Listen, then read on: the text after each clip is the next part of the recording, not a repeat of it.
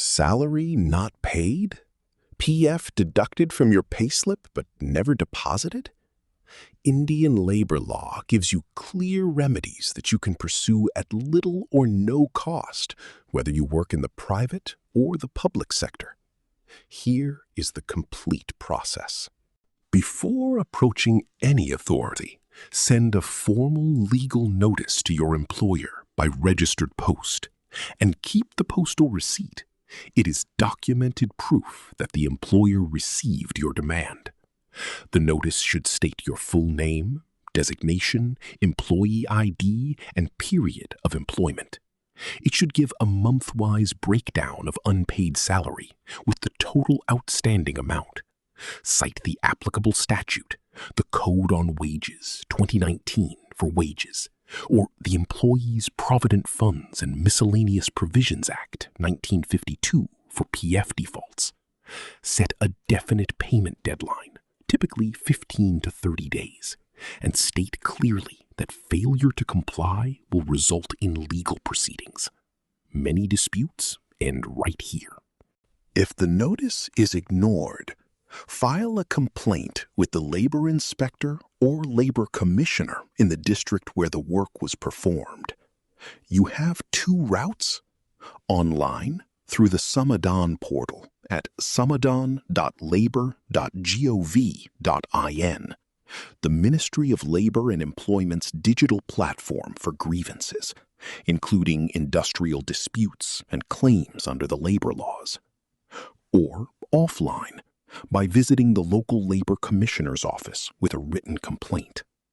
Attach a copy of the legal notice, the postal receipt, salary slips if you have them, your employment contract or appointment letter, bank statements showing your salary credits or the missing credits for the relevant months, and your identity proof. A PF default is a separate and more serious issue. The employer is withholding money that legally belongs to your PF account. Go to the EPF IGFMS portal at epfigfms.gov.in, EPFO's dedicated grievance portal. No login is required to register a new grievance. Fill in your UAN, the establishment name, and the details of the default. You can file directly without informing your employer first. And when the employer is actively defaulting or uncooperative, that direct route is often the more effective one. If the online complaint does not produce results, escalate to the regional PF commissioner or email the centralized grievance address at grievance@epfindia.gov.in.